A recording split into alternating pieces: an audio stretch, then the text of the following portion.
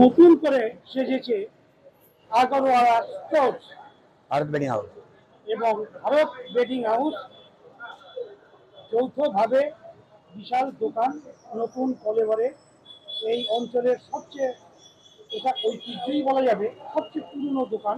পুরনো কথাটাই বলছি, এই যে ঐতিহ্যবাহী পুরনো দোকান এবং এই যে আগরওয়াল, যে বললে যদি আমরা কোনো সম্প্রদায় বলি, এই সম্প্রদায় আমাদের পরিচিত এই অঞ্চলে এদের এই দোকান বা ব্যবসা থেকেই আমাদের কাছে পরিচিত।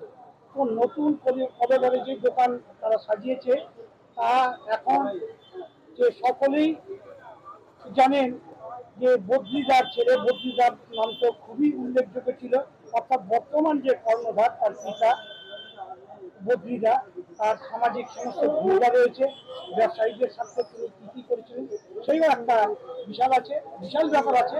আমি সেসব বলছি না। ও নতুন দোকান কি উদ্দেশ্যে, কিভাবে মানুষের সঙ্গে যোগাযোগ করবে, কি সুবিধা পাবে, সে ব্যাপারে কিছু আমরা জেনে নিতে চাইছি অরুণ আগরওয়ালার কাছে। এই অরুণ আমাদের কিছু বলছে। তো এই ব্যবসা তোমাদের কত দিনের পুরনো? 1977-এর 24 আগস্ট এই দোকানের প্রথম বাবা প্রতিষ্ঠা করেছিলেন। তো সেই অর্থে দোকানের বয়স প্রায় 47 বছর। কিন্তু আরো 77 বছর তো হলো, 26 সালে তোমার বাবা 47 ছিল, বছর। এইটা কথা নয়। কিন্তু আরেকটা বড় পরিচিতি আছে যে তোমার দাদু। তো এই অঞ্চলে যে ব্যবসায়ী, তার একটা প্রতিষ্ঠান, তার দাদুর সময় থেকে ধরলে পরে কত দিন হয়? সেইটা ধরলে তখন দোকানের তখন আমাদের একটাই দোকান ছিল। বলি একটাই দোকান ছিল, ওরা তখন অনেক ছোট, মথুরা মারোয়ারি, এবং তার পরিচিতি হয়ে গিয়েছিল ওই যে আমরা যে বলি উদম গা, উদলা গা, খালি গায়ে, তার যে একটা পরিচিতি বা তার যে চলাচল, সহজ সরল জীবনের জন্য তিনি পরিচিতি পেয়ে গিয়েছিলেন। এবং ব্যবসায়ী যোগাযোগ মানুষের সঙ্গে, আমরা যেই দোকানে আগরওয়ালার দোকানে কিনতে যাই আমরা বলতাম মথুরা মারোয়ারির দোকান থেকে নিয়ে এসো, এইরকম একটা এদের পরিচিতি ছিল। কিন্তু সেই ব্যবসা যা হয় পরবর্তীকালে তো বিভিন্ন ভাগে ভাগ হয়ে যায়, এটা স্বাভাবিক নিয়ম। তো সেই মথুরা মারোয়ারির যে সম্প্রদায় বা এই আগরওয়াল, তাদেরই বংশধর হচ্ছে অরুণ।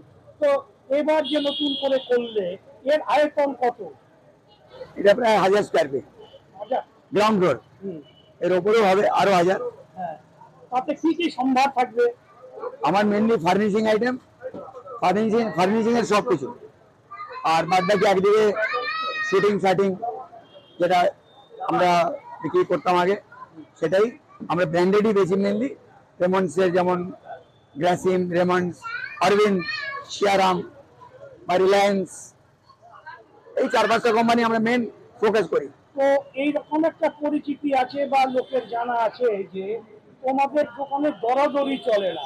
না, তো এইটা বিষয়টা কি, মানে দরাদরি চলে না, যে একটা যে ফিক্সড এইরকম যে সকলেরই একটা পরিচিতি আছে, ওই দোকানে গেলে পরে এখানে দরাদরি করতে হবে না, ওই রেটেই পাওয়া যাবে। লোকের যে কনফিডেন্স, সেই কনফিডেন্সকে ধরে রাখার দায়িত্ব তো আমার। এই কনফিডেন্স তো বেশি দিন থাকতো না যদি আমি না ধরে রাখতাম। প্রাইস যদি ঠিক থাকে, তাহলে রিজনেবল থাকে, তাহলে বাড়াতে হবে না, কমাতে হবে না। তার মানে তুমি বলতে আমি এটা এমন ভাবে বিক্রি করি যেটা একটা ব্যালেন্স, ইকুইলিব্রিয়াম জায়গায়, যাতে আমার লস না হয়, লাভ হয়, আমাকেও চালাতে হয়, অতএব কাস্টমার বেনিফিট। এটা সেইটাই আমার মেন মোটো। এই যে ফিক্সড রেট, এটা একটা তোমার ব্যবসায়ের বৈশিষ্ট্য হয়ে গিয়েছে নিশ্চিত, এটা একটা ঐতিহ্য হয়ে গেছে নিশ্চিত ব্যবসার, এইটা একটা ক্যাপিটাল নিশ্চয়ই, খালি অর্থই নয়, এই যে মূলধন, এই যে পরিচিতি, এটা একটা গুডউইল, এটা একটা গুডউইল, এবং এটা আমরা ক্যারি করে আসছি। অরুণ আমার বন্ধু, বন্ধু ভাই, মানে আমরা এক ইউনিভার্সিটিতে পড়েছি, আমাদের ডিপার্টমেন্ট দুটো আলাদা ছিল, আমার ইংলিশ আর ইকোনমিক্স।